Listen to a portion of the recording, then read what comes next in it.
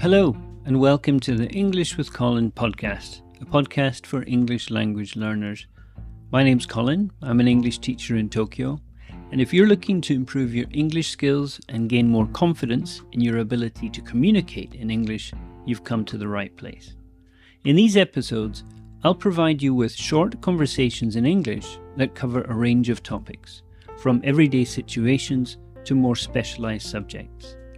These conversations are designed to help you practice your listening skills and pick up new vocabulary and grammar along the way. Regular listening practice is key to improving your English, and I hope this podcast will become a valuable resource for you on your language learning journey. So sit back, relax, and enjoy the conversation. And remember, the more you listen, the more you'll learn.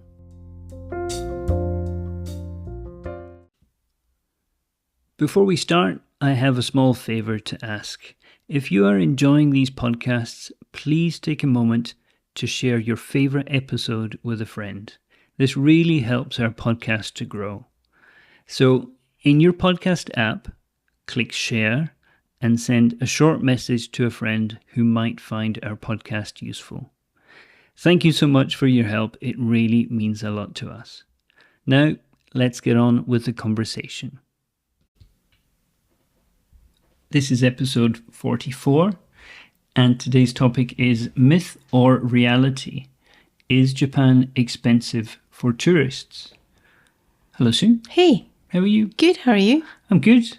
For many, many years, Japan, or Tokyo specifically, has been listed as one of the most expensive places on the planet. Mm-hmm. Kind of up there with places like Hong Kong, Japan, Osaka, Tokyo. So today we're going to actually think about, is it actually expensive for tourists if you come to visit? So there are a few different ways that I think you could consider Japan to be expensive. Mm-hmm. One is accommodation. Mm-hmm. So the rates for hotels can be quite expensive. They can, yeah. If you're here for a couple of weeks, your hotels, it's going to be probably the biggest part of your expense while you're here. And also the number of hotels is maybe less than you might expect. For a city the size of Tokyo, maybe you would expect more hotels than there are. That is true. There's not that much of an offer. Mm-hmm. And the cost can really vary a lot throughout the year. So if you want to go somewhere, if you want to go to Kyoto, for example, and you want to go in the autumn, mm-hmm. you're going to pay big money. Because people like to go to Kyoto to see the autumn leaves change, the reds and the oranges and yellows and things like that. Well, it happened to us. But I booked a hotel for us and my parents it was New Year, I think. But I did it very much in advance. At the time that, we were all struggling with COVID. So I got a really good price. So by the time we actually were there, everything has started to come back to normal. Back to normal, yeah. And it was double the price of what I paid. Yeah. That's what they were charging. Yeah. So it can be very, very different. Indeed. Depending on the season. And also spring. Cherry blossom is the other kind of big time. And then you've got special kind of Japanese holidays, mm-hmm. Golden Week, Obon, these kind of moments within the year where the prices just go up. So if you're traveling to Japan, double check that you're not going to be coming at one of these kind of holiday periods, because the cities or tourist areas can get really, really busy and things become expensive. Transportation.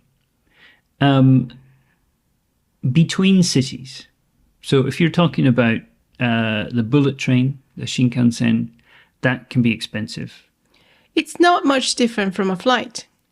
It's more expensive than a flight. Is it? Yeah.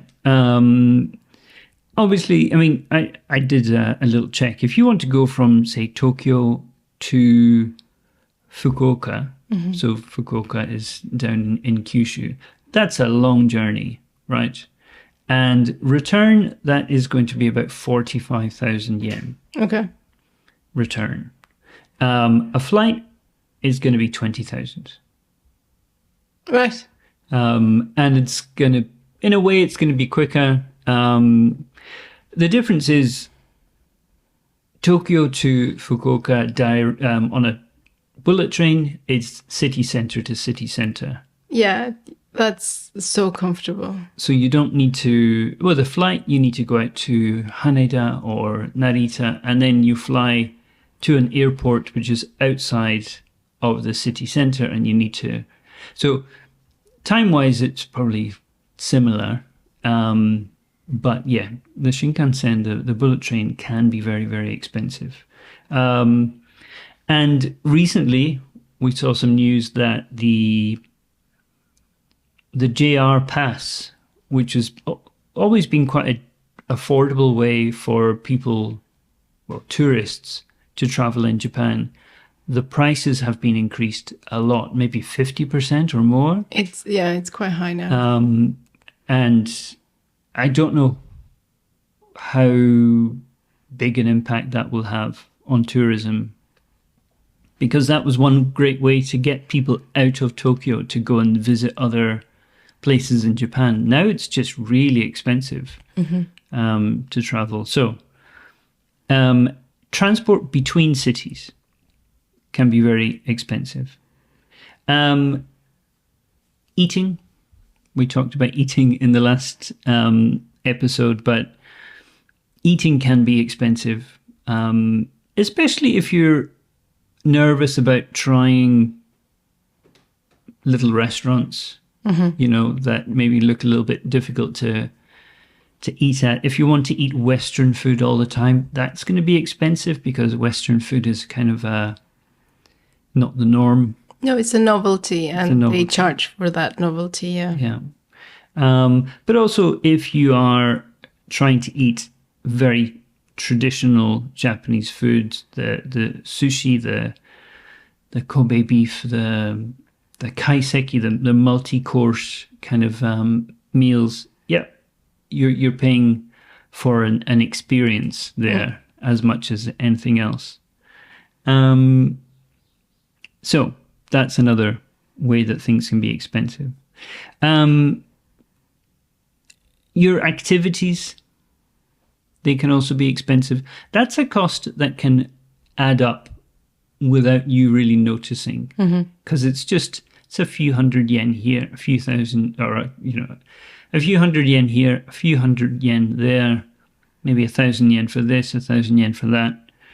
And over the course of a 2-week vacation, that can add up. So it's things like, going to a museum. Museums can be expensive. Some temples or shrines, they might charge you to go in. So maybe that could be 300 yen, 500 yen. And if you go somewhere like Kyoto and you're, one of the main things you're doing there is going around temples and shrines, that adds up.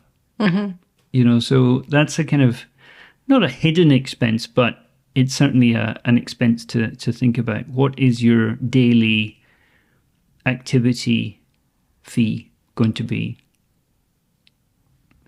So those are a few ways that you might think that Japan is expensive, but I think there are also some ways in which it's surprisingly inexpensive. I mean, one thing to think about, first of all, is that at the moment, if you're coming from Europe or you're coming from the US or Mexico, the yen is cheap. Yeah. The yen is down. It's quite weak at the moment. I was looking at the statistics, and I think it's in the last 5 years, it's gone down about 25% against the dollar. So I remember the yen was always around about $1 was 100 yen. That was kind of the standard thing for many, many years. And then it was up to about 110, 115 for a while. At the moment, it's about 140 or 145 yen to the dollar. So if you're coming here with dollars, you're getting a lot of yen for your money. So for that reason, traveling is surprisingly cheap if you're bringing in another currency. We've seen people from Southeast Asia specifically shopping a lot, yeah. And they're buying expensive things. They're coming, buying your, designer clothes, handbags. Yesterday I walked past a Rolex shop, and there was a queue of people who I assume were tourists. Just kind of the way they were, dressed, they kind of looked like they might be on holiday, and so yeah, for them it's cheap, and they can come in and they can save a lot of money on these kind of high end goods. What would you say about transport within the cities? I would say Tokyo is not that expensive, even if you try a taxi. For long distances maybe, but it's not that expensive. And then if you have a card for each transaction, I think it's a little bit cheaper as well. What do you mean, a card for each transaction? Card, instead of buying a ticket, if you have a travel card. Ah, yes, okay. It's a little bit, but a little bit cheaper, and it saves you hassle having to get a ticket every time. But it's not expensive. I think, you have the JR lines and the metro lines. The most expensive, I think, it's for us the monorail. We have a monorail in this part of Tokyo, which is quite outside. But there's a monorail as well that takes you to Haneda. That's also a little bit more expensive. And then another one in Chiba, which looks quite incredible. I think that's one of the newest. Yeah. I didn't know. It's the ones that hang. Okay. Not they don't go above the... Right. It's underneath. It hangs from the... Like a ride. Okay. Yeah, so those are more expensive. I guess they need a little bit more care. Yeah, and I guess they're quite new, maybe. Taxis are interesting because when we were in Kyoto with your parents, because there was 4 of us, it actually worked out cheaper. Maybe not cheaper, but certainly worth it to take a taxi from one location to another, because it's all 4 of us can get in the same car, and we're going directly from one place to another. We don't have to deal with bus routes or trains or whatever. So that was very handy within the city. And also in Kyoto, I think we've always had very good luck with our taxi drivers. They've always been incredibly kind. True. Yeah, that's true. We had one gave us some green tea made by his wife. Yeah. And last time we were talking to the taxi driver about the Rolling Stones, and he showed us all his collection. Santana, yeah. Fan of Santana, yeah. That's true. But again, it helps if you know some Japanese. It does, yeah. So transport within cities, convenience stores. We've talked about these before, but yeah, they are good value, good quality products, very, very convenient, and yeah, you can get everyday things, a nice little bit of food for lunch if you need it. In terms of restaurants, and I think probably we'll talk about this in more detail in another episode, is the more budget-friendly options. So maybe the chain restaurants, less fancy, kind of in and out style restaurants. They are really affordable. Yeah. Very, very good value. Yeah, we'll go into more detail on that, I think, in another episode. And you also mentioned the coffee shops in the morning. Yeah, the coffee shops in the morning. There's several chains of coffee shops, and they usually have a set for morning. You know, you have your coffee and maybe a sandwich or French toast or whatever it is, and it's always very good value. It's a good size, it's a good portion for a breakfast. You know, you're not having an American kind of breakfast, but it's good enough, and it's nice, fresh, not heavy. Yeah, and you're on your way. Yeah, and generally good coffee. Sandmark, I think, is one that we enjoy. But they have the little pastries. Maybe that's why I like it. Yeah. Last couple of things to mention here is we talked about sometimes attractions being expensive, or entrance fees can be expensive. There's a lot of nice parks that are free, gardens, and a lot of temples and shrines, especially outside of, say, outside of Kyoto and Nara. Many of them don't charge you an entrance fee. So there are a lot of free things to do. And if you have a Google for free things to do in Tokyo or Kyoto, wherever, you'll find a good list. There's also very often events. I'm thinking mainly of, say, somewhere like Yoyogi Park in Tokyo. They have almost every weekend there's a kind of event space next to the park, and it could be Mexico Day, or it could be Vietnamese Day, or they'll have vendors selling different types of food. There'll be music, there'll be drinks, and it's a good time. It is. I remember, I think it was in Hokkaido. I think, and it was the crab that they put in the grill. Yeah. No, I it was a long queue, but I went for it, and it was completely worth it. It was delicious.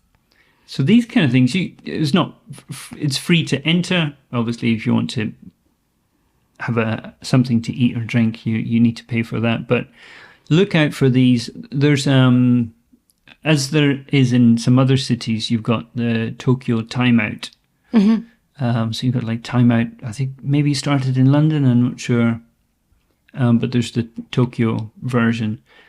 Check their website. They will always tell you what's happening this weekend or what's happening this month or this week. There's always kind of interesting things happening. And the very last thing, so we don't go on too long, is there are affordable accommodation options.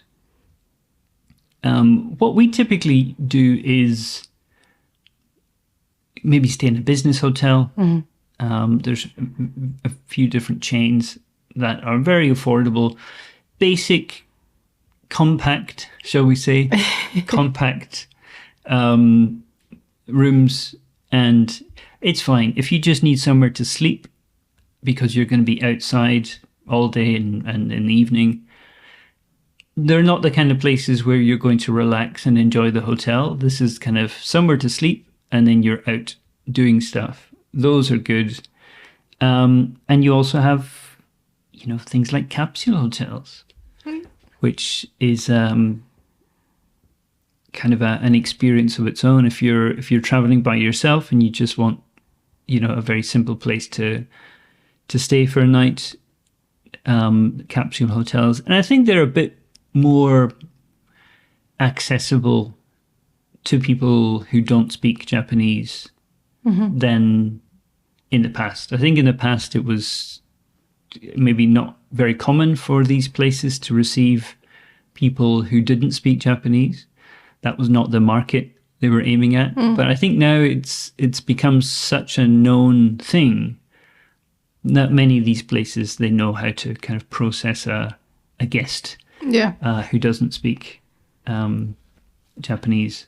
So I think the big thing, if you're coming to Japan now, the yen is weak just now. So, you can get some really nice gifts and enjoy really nice meals for a surprisingly low amount of money.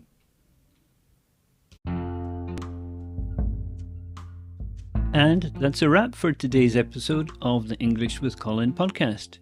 I hope you enjoyed listening to the conversation and found it helpful in your language learning journey. Remember, the key to mastering a language is regular practice. So make sure you listen to our podcast regularly and keep honing your listening skills. We appreciate your support and feedback. So if you have any comments, questions, or suggestions for future topics, please don't hesitate to get in touch with us. You can find our contact information in the show notes. Thank you for listening, and I look forward to joining you again next time for another conversation in English. Until then, keep practicing and take care.